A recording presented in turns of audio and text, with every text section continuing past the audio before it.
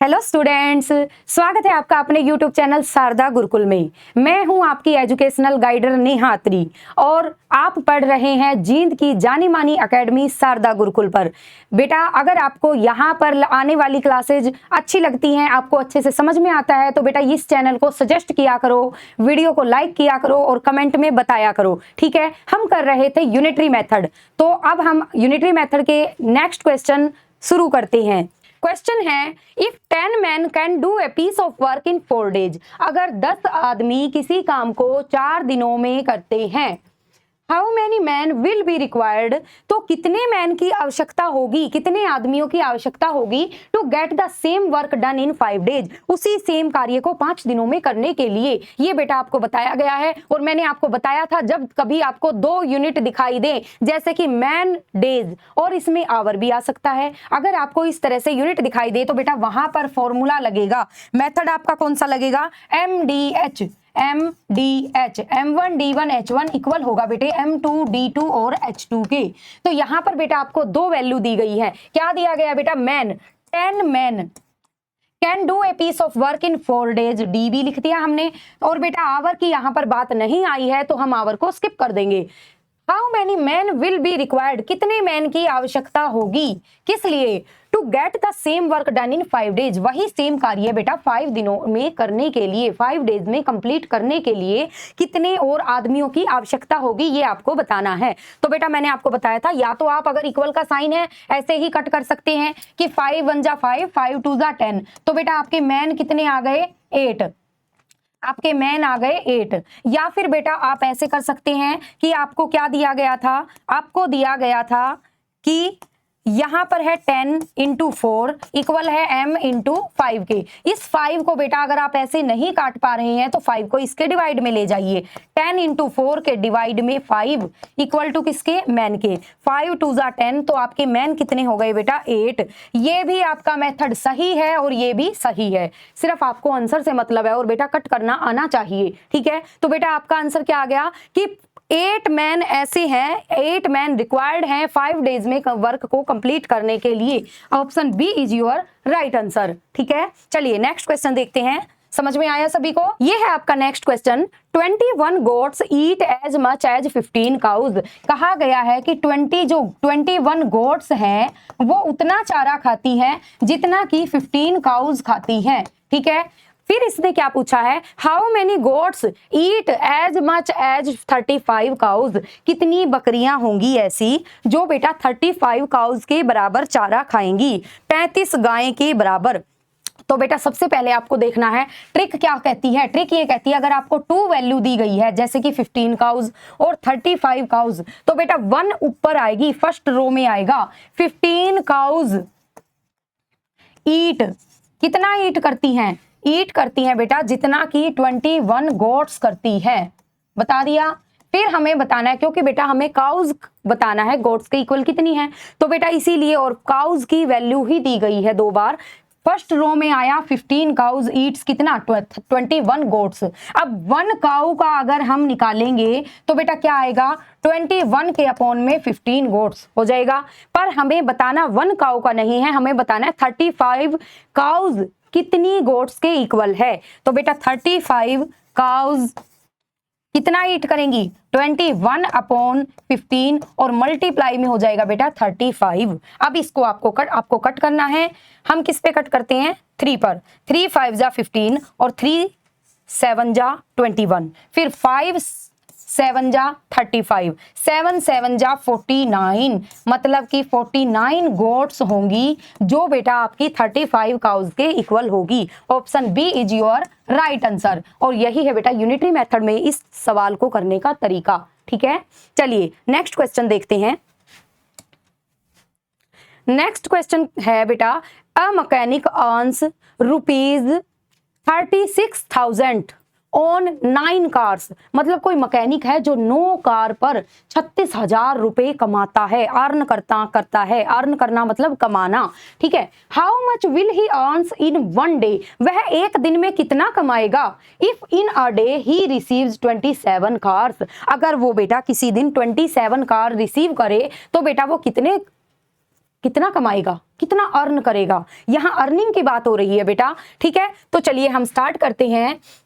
On 9 cars mechanic earns, mechanic कितना earn करता है, मैकेनिक अर्न करता है बेटा 36,000, हो गया।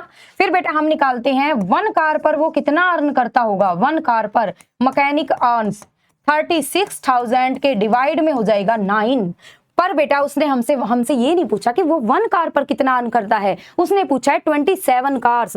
तो बेटा ऑन 27 कार्स मैकेनिक अर्न्स 36,000 के अपॉन में 9 और मल्टीप्लाई में 27, 9 3 जा 27, मल्टीप्लाई कर दीजिए 30 एज इट इज, 6 3 जा 18, 3 3 जा 9 और 1 10। ये आ गया बेटा आपका answer. On 27 cars mechanic earns rupees this. ठीक है, ये है बेटा आपका फाइनल आंसर, और फाइनल आंसर मतलब option A is your right answer. ठीक है, चलिए समझ में आया। ठीक है, नेक्स्ट क्वेश्चन देखते हैं बेटा। नेक्स्ट क्वेश्चन है cost of 4 dozen of bananas is rupees 60। 4 dozen क्या होता है बेटा, 1 डजन में कितनी यूनिट होती है, 12 यूनिट, 12 यूनिट होती है। और यहां पर दिया गया है बेटा 4 डजन, तो 4 डजन में कितनी यूनिट हो जाएगी, कैसे निकालोगे तन्वी, 4 इंटू 12, ये हो गया बेटा आपका 4 डजन में बनानाज की संख्या। ठीक है, number of bananas. Cost of 4 dozen of bananas is rupees 60। How many bananas can be purchased for rupees 12.50। 12 रुपए 50 पैसे में कितने बनाना आएंगे, ये आपसे बेटा पूछा गया है। तो बेटा ₹60 पे फॉर, कितने बनाना के लिए पे किया जाता है, ये किया जाता है बेटा 4 डजन, और 4 डजन की हमने वैल्यू कितनी निकाली, 4 इंटू 12, या फिर आप 12 4 जा लिख सकते हो। ठीक है, पर क्योंकि हमें कट करना होता है इसलिए हम नहीं लिख रहे हैं। अगर लिखना चाहते हो तो बेटा कितना होगा, 48 हो जाएगा, ऐसे भी कर सकते हो। फिर बेटा ₹1 पे फॉर हाउ मेनी बनानाज, इसके 48 के अपॉन में आ जाएगा बेटा 60। फिर हमसे उसने पूछा क्या है, उसने पूछा है कि रुपीज 12.50 में पे फॉर कितने बनानाज के लिए दिया जाएगा, 48 अपॉन में 60 और मल्टीप्लाई में चला जाएगा बेटा 12.50। अगर आपको बेटा ये पॉइंट हटाना है तो क्या करोगे, अपॉन में आ जाएगा 100। ठीक है, अब ये है आपकी फाइनल वैल्यू जो आपको कैलकुलेट करनी है, उसके बाद आपका आंसर आएगा। ठीक है, कट कर लीजिए। हमने किया सबसे पहले 0 से 0 को कट कर दिया, फिर 6 से 6 8 जा 48 कट कर दिया। समझ में आ रहा है बेटा, क्योंकि आप कहते हो कि कट करना मैडम आराम से किया करो, धीरे धीरे सिखाया करो, इसीलिए मैं आपको इस तरह से समझा रही हूँ। 6 8 जा 48 हो गया। ठीक है, इसके बाद देखो बेटा, अगर आपको 25 की टेबल आती है तो 25 4 जा 100 और 25 5 जा 125 हो गया। फिर 4 2 जा 8, अब आपके पास एक वैल्यू है 2 और दूसरी वैल्यू है बेटा 5, 2 5 जा 10 बनाना आएंगे बेटा इतने में। ठीक है, तो आपका आंसर क्या है, option A is your right answer. समझ में आया। चलिए नेक्स्ट क्वेश्चन करते हैं। ये है बेटा आपका next question.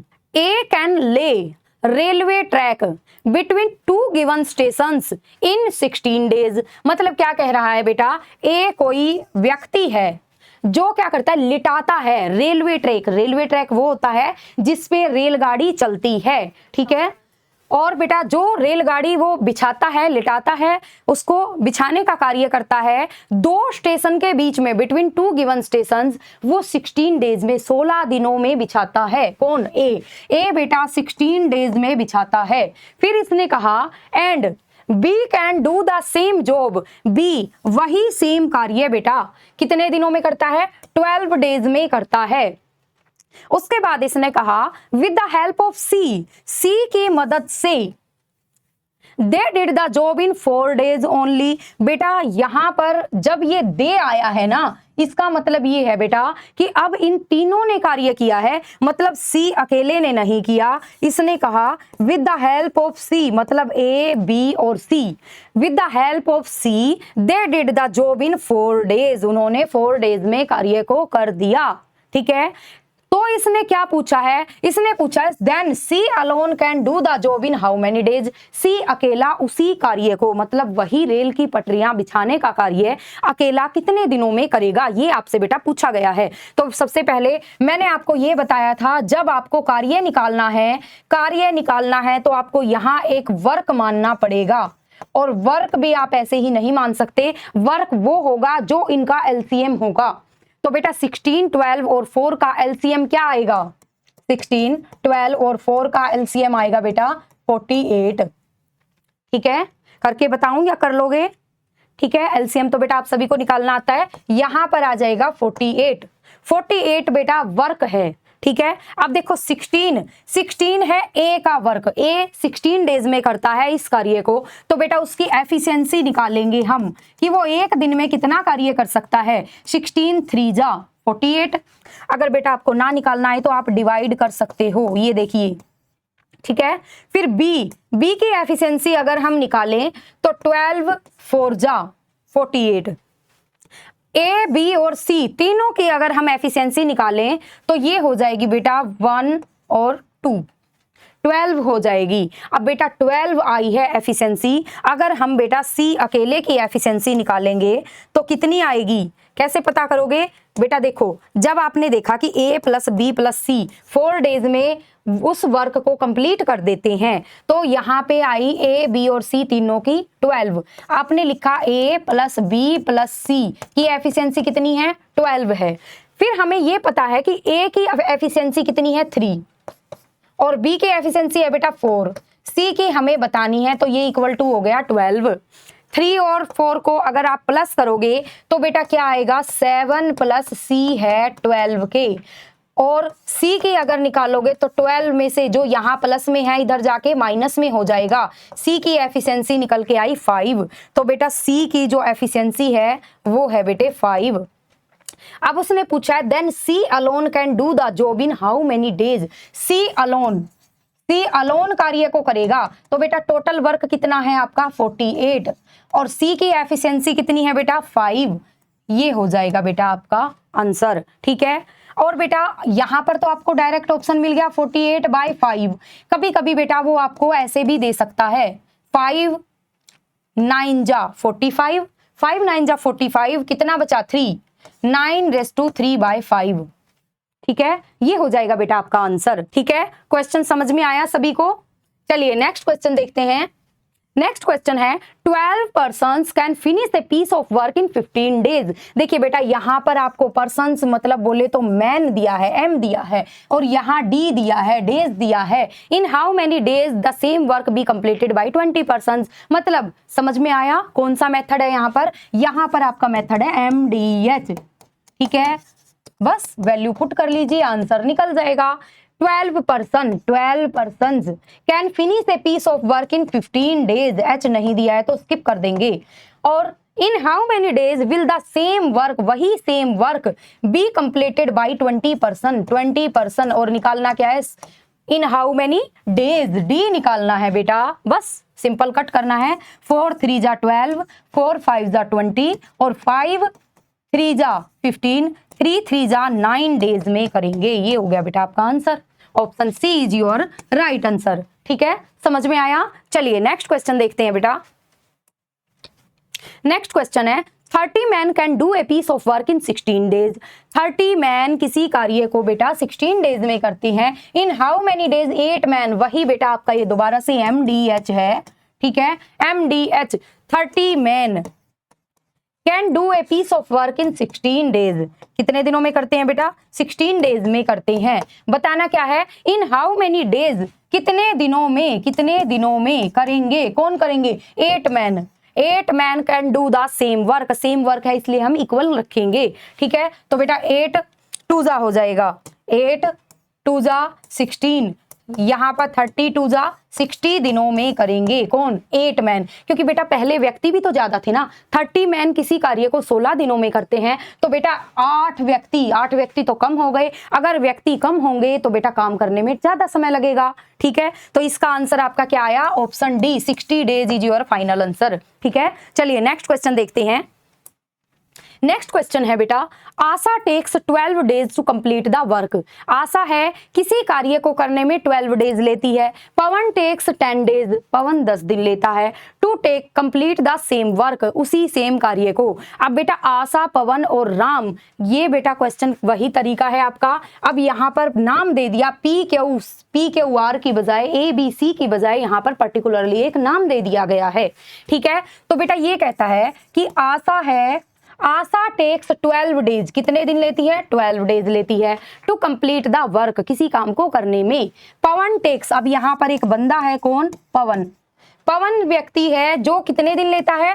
10 days to complete the same work. अब ये कहता है बेटा आशा, पवन और राम तीनों मिलकर, मतलब आशा, पवन और राम तीनों मिलकर take 5 days to complete the same work, 5 days लेते हैं वही सेम वर्क करने में। तो बेटा अब आपको करने का तरीका वही है आपका। क्या करना है आपको? इनका LCM लेना है, तीनों का LCM। ठीक है, LCM लेना आता है? ठीक है, 12, 10 और 5 LCM ले लो बेटा। सबसे पहले 2 पे चलाया, 2 6 जा 12, 2 5 जा 10, 5, फिर 5 पर चलाया, 6 1 1। अब इनकी मल्टीप्लाई कर दो, 5 2 जा 10 और 6 60 आ गया बेटा आपका LCM। ठीक है, अब 60 आ गया तो हम क्या निकालेंगे? 60 हो गया बेटा टोटल वर्क, सेम वर्क जो ये तीनों अलग अलग दिनों में कंप्लीट करते हैं। अब हम निकालेंगे बेटा इनकी एफिशिएंसी, क्योंकि एफिशिएंसी से ही आपका फाइनल आंसर निकलता है। आशा 12 डेज में करती है वर्क को, तो बेटा वो एक दिन में कितना कार्य करती है? 12 5 जा 60, 12 पंजे 60। उसके बाद बेटा पवन कितने दिनों में करता है? 10 6 जा 60। यहाँ पर हो गया बेटा 6 एफिशिएंसी हो गई पवन की। और बेटा तीनों मिलकर 5 डेज में करते हैं, तो वो एक दिन में कितना करते हैं बेटा? 1 और 2, 5 एकम 5, 5 दूनी 10, 5 1 जा 5, 5 2 जा 10। ठीक है, 12। अब बेटा आशा की एफिशिएंसी आई है 5 और पवन की आई है 6, और बेटा तीनों की मिलकर एफिशिएंसी कितनी आई बेटे? 12। तो अब यहां से हम किसकी निकालेंगे? राम की। ठीक है, राम की एफिशिएंसी निकालेंगे। राम की एफिशिएंसी कैसे निकालेंगे? तीनों की एफिशिएंसी को आपस में कंपेयर करके। अब राम की एफिशिएंसी कैसे निकालनी है? देखो बेटा आशा, पवन और राम। ठीक है, तीसरा नाम क्या है? Ram. Take 5 days to complete the work, हमने 5 डेज के कारण इसकी क्या निकाल ली? एफिशिएंसी निकाल ली, जो कि है बेटा कितनी? 12 है। तो बेटा आशा की कितनी है? 5, पवन की कितनी है? 6, और बेटा राम की कितनी है ये हमें बताना है। 12 एफिशिएंसी, एक दिन में 12 वर्क करते हैं। ठीक है, तो बेटा यहाँ पर ये 12 वर्क करते हैं, 12 वर्क करते हैं, तो उसके अकॉर्डिंग देखो 5 और 6 का सम आया 11 प्लस R इक्वल है 12 के। तो बेटा राम की एफिशिएंसी है 12 माइनस 11, कितनी? 1। राम एक दिन में सिर्फ एक ही काम कंप्लीट करता है, तो बेटा इसने क्या पूछा है? Ram take to, how many days will Ram take to complete the same work, Ram same work complete करने में कितना समय लेगा? तो बेटा टोटल वर्क कितना है? राम अलोन करेगा, टोटल वर्क कितना है? 60, और राम की एफिशिएंसी कितनी आई? 1। तो बेटा राम 60 डेज में ही वर्क को कंप्लीट करेगा। ये है बेटा आपका final answer, option D.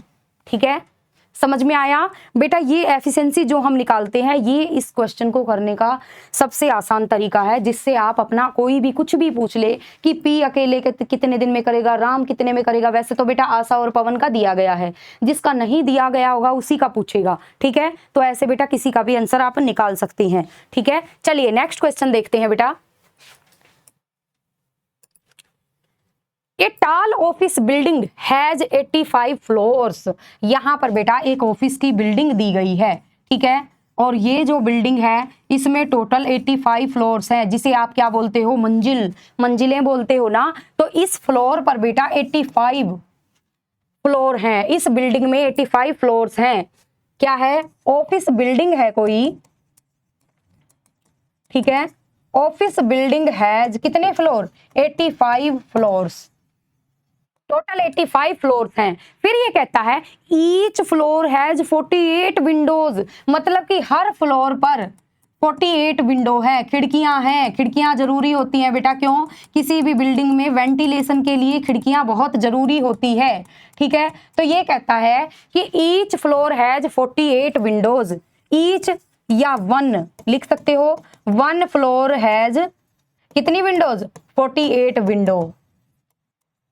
48 window है बेटा एक फ्लोर पर। तो हम क्या करेंगे? हम करेंगे बेटा, अगर एक फ्लोर पर 48 विंडो है तो टोटल 85 फ्लोर पर कितनी हो जाएंगी? टोटल 85 फ्लोर हैज कितनी? 48 के मल्टीप्लाई में हो जाएगा बेटा 85। ठीक है, टोटल विंडो निकल कर आ जाएंगी। बिल्डिंग में एक फ्लोर पर अगर 48 खिड़कियां हैं तो टोटल 85 मंजिलों पर कितनी खिड़कियां होंगी? ये आपका यहां से निकल कर आ जाएगा। 85 को 48 से मल्टीप्लाई कर दो। ठीक है, 8 5 जा 40, 8 8 जा 64 और 4 68, 5 4 जा 20, 8 4 जा 32 और 34। अब बेटा इनको प्लस कर दीजिए। ये आ गया बेटा 4080, 4080।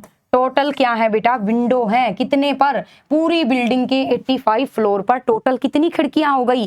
4080 हो गई। अब बेटा इसने एक और बात कह दी। क्या कहा कि each window is to be decorated with 64 tiny bulbs. मतलब कि जो इनकी वो खिड़कियां थी, जैसे ये एक खिड़की है, इस एक विंडो पर 64 ऐसे करके 64 टीनी बल्ब्स लगे हुए हैं। 64, 64 क्या होता है? 64 छोटे छोटे बल्ब लाइटनिंग के लिए, ताकि घर सुंदर लगे, रोशनी के लिए बेटा हर खिड़की पर, प्रत्येक खिड़की पर 64 छोटे छोटे बल्ब्स लगे गए हुए हैं, डेकोरेट किए हुए हैं सुंदर दिखाने के लिए। तो बेटा अब नेक्स्ट लाइन क्या होगी आपकी? ईच या 1 विंडो हैज क्या? 64 टीनी बल्ब्स, 64 टीनी बल्ब्स। ठीक है, यहां पर बेटा 64 टीनी बल्ब्स हैं। अगर 64 टीनी बल्ब्स हैं और एक विंडो पर लगे हुए हैं तो हमारे पास टोटल कितनी विंडो हैं? तो बेटा 4080 विंडो पर कितने बल्ब डेकोरेट किए हुए होंगे? 4080 को 64 से मल्टीप्लाई कर दीजिए, आपका आंसर निकल कर आ जाएगा। ठीक है, तो करते हैं हम मल्टीप्लाई। 4080 को किससे मल्टीप्लाई करना है? 64 से मल्टीप्लाई कर दीजिए। 8 4 जा 32, 4 4 जा 16, फिर 606, 8 6 जा 48 और 6 4 जा 24। अब इसको प्लस कर दीजिए, आंसर आ जाएगा 20। ठीक है, 8 और 3 11, 6 और 4 1, 10 और 1 11 और 4 + 1 1 1, 1 और 1 कितना हुआ? 6 और बेटा नेक्स्ट बचा 2।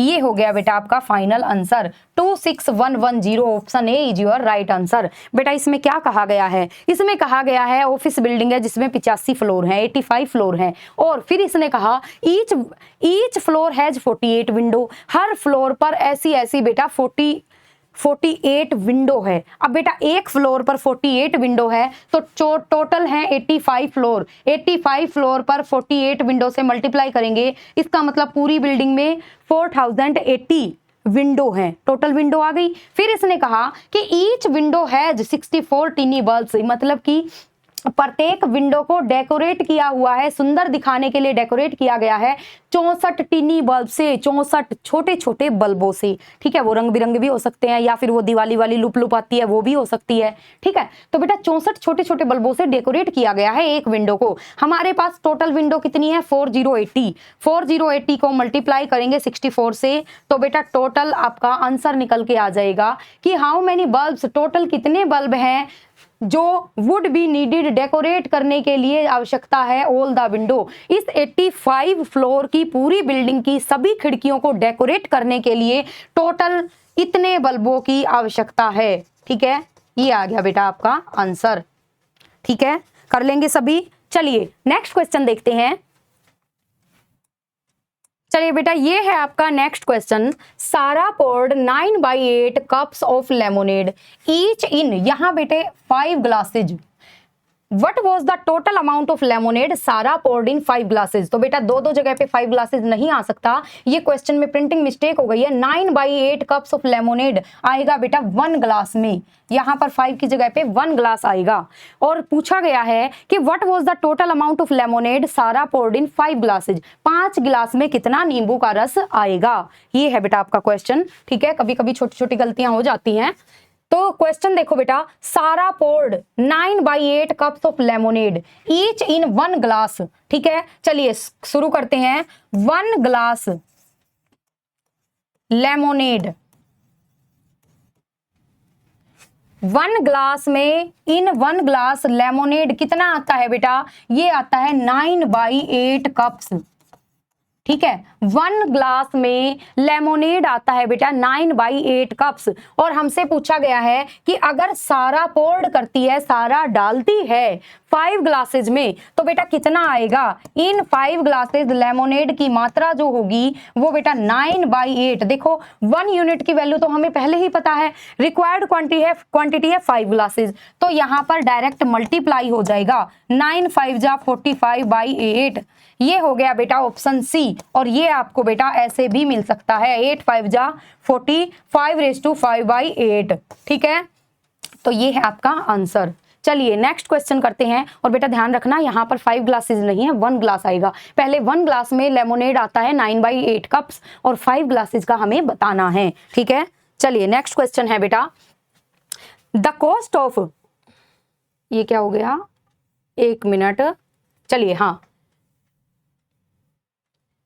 क्वेश्चन देखो बेटा, the cost of A pack of 15 balls is ₹300 and A pack of 12 shuttlecock is ₹96. If Raghu bought 1 ball and 1 shuttlecock, how much would he pay to shopkeeper? मतलब बेटा किसी दुकान पर कौन गया है, रघु गया है, जहां पर जाकर उसे पता चला कि 15 बॉल्स हैं वो 300 की आती है, 15 बॉल आएंगी 300 रुपए की, और बेटा 12 शटलकॉक, जो वो चिड़ी बल्ले की चिड़ी होती है शटलकॉक, वो बेटा 12 शटलकॉक आएंगी 96 रुपीज में। तो रघु को क्या करना है बेटा, रघु को 1 तो बॉल चाहिए और बेटा 1 शटलकॉक चाहिए। तो बेटा इतने, ये 2 चीजें खरीदने के लिए रघु शॉपकीपर को कितने रुपए देगा, ये आपसे पूछा गया है। चलिए बेटा करते हैं इस क्वेश्चन को। The cost of A Coke of 15 balls cost is कितनी, 300। तो बेटा 1 बॉल की कॉस्ट क्या आएगी, 300 डिवाइड बाय 15, 15 2 जा 30 और 0, 20 रुपीज की आएगी बेटा आपकी 1 बॉल। फिर बेटा दूसरी लाइन में आपको बोला है कि 12 शटल की जो कॉस्ट है वो है बेटा 96। तो बेटा 1 शटल की कॉस्ट कितनी हो जाएगी, 96 डिवाइड बाई 12, 12 8 जा 8 रुपीज, 8 रुपीज की 1 शटल आएगी। तो बेटा रघु को क्या करना है, रघु को बेटा क्या चाहिए, 1 बॉल प्लस में 1 शटलकॉक, ये बेटा रघु को बाय करनी है। तो 1 बॉल कितने रुपीज की है, 20 की, और 1 शटल बेटा 8 रुपीज की है, तो टोटल 28 रुपीज रघु क्या करेगा बेटा, शॉपकीपर को पे करेगा। Option D is your right answer. ठीक है, समझ में आया। चलिए नेक्स्ट क्वेश्चन करते हैं। देखिए बेटा नेक्स्ट क्वेश्चन है, the cost of 5 t-shirts is the same as. यहां पर इस बात को ध्यान रखना बेटा, सेम एज का मतलब हो जाता है इक्वल। मतलब कि बेटा जो कॉस्ट है 5 टी-शर्ट्स की, 5 टी-शर्ट्स की कॉस्ट इक्वल है किसके, the cost of 7 trousers, 7 trousers की कॉस्ट के इक्वल है cost of 5 t-shirts. If the cost of 1 t-shirt is 210, अगर बेटा कॉस्ट है 1 टी-शर्ट की, 1 टी-शर्ट की कॉस्ट कितनी है बेटा, 210 है, तो बेटा हमारे पास कितनी टी-शर्ट है, 5 टी-शर्ट की कॉस्ट कितनी हो जाएगी, 210 मल्टीप्लाई बाय 5, ये हो जाएगा बेटा 51050 रुपीज की बेटा टोटल 5 टी-शर्ट आएंगी। तो बेटा अगर 5 टी-शर्ट 1050 रुपीज की हैं, तो बेटे 7 ट्राउजर्स भी 1050 रुपीज की आएंगी। ठीक है, ये आपका क्वेश्चन जो अभी तक था वो बताया है। अब उसने हमसे पूछा क्या है, उसने पूछा find the cost of 1 trouser. बेटे 7 ट्राउजर्स की कॉस्ट इतनी है तो 1 ट्राउजर की कॉस्ट कैसे निकालोगे, डिवाइड कर दोगे। 1050 डिवाइड बाई 7, 7 से डिवाइड कर दीजिए, 7 1 जा 7, 3 बच गया, 7 5 जा 35, 0 150 रुपीज में आपका एक ट्राउजर आएगा। ठीक है, ये है बेटा आपका क्वेश्चन, समझ में आया सभी को। चलिए नेक्स्ट क्वेश्चन करते हैं।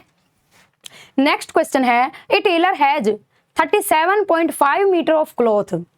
एक टेलर है जिसके पास टोटल इतना कपड़ा है, मीटर 37.5 मीटर कपड़ा है, and he has to make 8 pieces out of a metre. मतलब बेटा यहाँ अ मीटर का मतलब है कि 1 मीटर में वो 8 पीसेज बनाता है, 1 मीटर में 8 पीसेज बनाता है।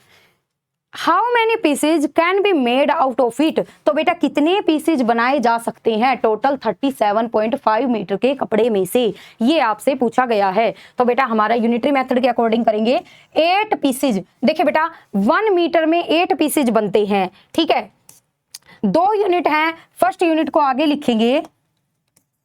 1 मीटर में कितने पीसेज बनते हैं, 8 पीसेज बनते हैं, बन गए। तो बेटा टोटल टेलर के पास कितना है, 37.5 मीटर में कितने पीसेज बनेंगे, 8 के मल्टीप्लाई में हो जाएगा 37.5 है, पॉइंट हटाएंगे तो 10 लगा देंगे। इसके बाद बेटा कट कर दीजिए, देखिए यहाँ पर है 5 और यहाँ पर है 10, इसका मतलब 5 पे कटेगा, तो 5 7 जा 35, 5 7 जा 35, 5 और 5 5 जा 25, 5 2 जा 10, 2 4 जा 8। अब बेटा इन दोनों की मल्टीप्लाई कर दीजिए, 4 5 जा 20, 7 4 जा 28 और 2 30, 300 पीसेज बनेंगे किसमें, टोटल 37.5 मीटर के क्लॉथ में से 300 पीसेज बनेंगे। ठीक है, समझ में आया। तो ऑप्शन ए हो गया आपका राइट आंसर। समझ में आया सभी स्टूडेंट्स को। चलिए नेक्स्ट क्वेश्चन करते हैं। नेक्स्ट क्वेश्चन है the cost of 2 rings and 4 bangles of gold is 46,854। What is the cost of same 5 rings? उन्हीं सेम उसी तरह की सेम 5 रिंग्स और 10 बैंगल्स की कॉस्ट क्या होगी। चलिए बेटा इसको लिखते हैं पहले कि ये क्या दिया गया है। उसने कहा कि 2 रिंग्स एंड 4 बैंगल्स किसकी, गोल्ड की, इनका जो प्राइस है वो बेटा 46,854 रुपीज है। ठीक है, what is the cost of 5 rings and 10 bangles. तो बेटा हमसे पूछा है कि 5 रिंग्स और 10 बैंगल्स की कॉस्ट कितनी होगी, ये हमें बताना है। ठीक है, अब बेटा इसी तरह का एक क्वेश्चन पहले भी आया था। जब आप इस तरह के क्वेश्चन को सॉल्व करोगे तो मैंने कहा था यहां से आपको यहां तक जाना है। तो क्या 2 की टेबल में 5 आता है, नहीं आता। अगर बेटा 2 की टेबल में 5 नहीं आता तो हम बेटा कोशिश करते हैं कि इस तरह इसको कैसे बनाएंगे। सबसे पहले आप ध्यान दीजिए, यहाँ पर है 2 और यहाँ पर है 4। अगर बेटा इन दोनों में से हम कॉमन ले लें तो 2R में से 2 बाहर आ गया, बचा क्या, सिर्फ R बचा है, रिंग बची है। 4B का मतलब होता है 2 × 2B। ठीक है, 2 बाहर आ गया तो अंदर क्या बचा, 2 बैंगल्स बची, 2 बाहर आ चुका है। और बेटा यहाँ पर क्या है, ये आपका जो नंबर दिया गया है वो सेम टू सेम लिखोगे, हमने सिर्फ इसमें से ये कॉमन निकाला है। ठीक है, अब बेटा हम सॉल्व करते हैं। R + 2 बैंगल्स, अगर 2 यहाँ पर मल्टीप्लाई है तो उधर जाकर बेटा ये डिवाइड में हो जाएगा, तो आपके पास क्या वैल्यू निकल कर आएगी, 2 पर इसको कट करेंगे, 2 2 जा 4, 2 3 जा 6, 2 4 जा 8, 2 2 जा 4 और 2 7 जा 14। ये आ गया बेटा, ये आ गया। अब देखो हमारा क्वेश्चन जो हम सोल्व कर रहे थे वो यहाँ पर आकर खत्म हो गया, यहाँ तक आकर हमारी वो वैल्यू खत्म हो गई जो हमें दी गई थी। अब हमारी नई वैल्यू ये है कि रिंग + 2 बैंगल्स इतने रुपीज में आती है, 1 रिंग और 2 बैंगल्स। अब हमारे लिए आसान है बेटा, अगर हम इसको 5 से मल्टीप्लाई करेंगे तो देखो 5R को मल्टीप्लाई किया 5 को R से तो 5R बन गया, प्लस में 5 को 2 से मल्टीप्लाई किया तो 10 बैंगल्स बन गया, 5 2 जा 10 बैंगल्स। तो बेटा हमने 5 को यहाँ पर मल्टीप्लाई कर दिया, 5 1 जा 5 रिंग, प्लस में 5 2 जा 10 बेंगल्स। तो बेटा अगर यहाँ पर 5 से मल्टीप्लाई हुआ है तो आपका आंसर भी 5 से मल्टीप्लाई होगा। ठीक है, यहाँ डायरेक्ट नहीं लिखना है, कैसे करोगे, जो आपको दिया गया है 2 3 4 2 7 वो भी बेटा आपका 5 से मल्टीप्लाई हो जाएगा इस वैल्यू से ये वैल्यू बनाने के लिए। ठीक है, क्योंकि ये 1 रिंग प्लस 2 बेंगल की कॉस्ट इतनी आ गई थी और हमें जो बताना था वो था बेटा 5 रिंग्स और 10 बेंगल्स। तो हमने यहाँ पर अगर 5 से मल्टीप्लाई किया है तो हम यहाँ पर भी बेटा 5 से मल्टीप्लाई करेंगे। अब 5 7 जा 35 3 हो गया, 5 2 जा 10 और 3 13, 5 4 जा 20 और 1 21, 5 3 जा 15 और 2 17, 5 2 जा 10 और 1 11। ये हो गया बेटा आपका फाइनल आंसर। फाइनल आंसर कौन सा है, option A is your right answer. ठीक है, समझ पा रहे हो सभी स्टूडेंट्स। ठीक है, चलिए नेक्स्ट क्वेश्चन देखते हैं। तो बेटा ये है आपका next question, P and Q can do a piece of work in 16 days. P and Q can do a work in 16 days, 16 दिनों में करते हैं। फिर ये कहता है पी अलोन, पी अकेला, can do it in 24 days, P अकेला उस कार्य को 24 दिनों में करता है। और पूछा गया है how long will Q alone take to complete the work, Q अकेला उस कार्य को करने में कितना समय लेगा। तो बेटा मैंने आपको क्या कहा था, आपको यहाँ पर एक वर्क मानना है और वर्क मानने के लिए आप ऐसे ही नहीं मान सकते, इन दोनों का एलसीएम होगा। तो बेटा 16 और 24 का एलसीएम क्या होगा,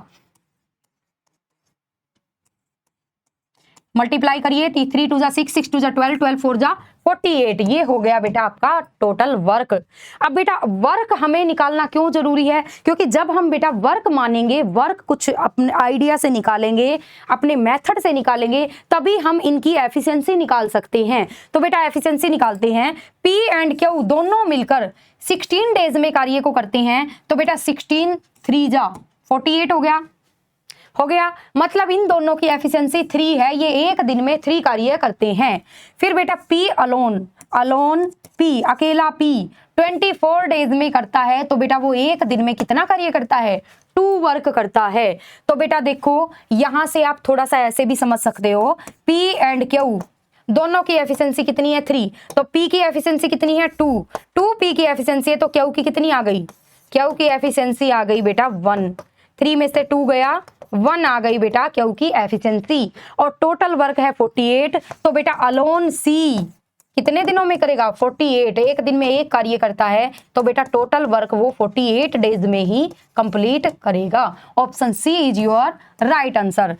ठीक है, समझ में आया। सभी स्टूडेंट्स बेटा कमेंट में बताया करो कि आपको क्वेश्चन समझ में आ रहे हैं, आपको क्लास कैसी लगती है। ठीक है, और बेटा अगर आप यूनिटरी मेथड के और भी क्वेश्चन करना चाहते हो तो कमेंट में बताना, ठीक है, कि आपको ये चैप्टर समझ में आ गया। अगर नहीं आया, अभी भी थोड़े बहुत डाउट हैं, तो बेटा 1-2 वीडियो और डाल देंगे। ठीक है, नहीं तो बेटा नेक्स्ट चैप्टर शुरू करेंगे आगे नेक्स्ट क्लास में। ठीक है, सभी स्टूडेंट्स वीडियो को यहाँ तक कंप्लीट देखने के लिए आपका बहुत बहुत धन्यवाद।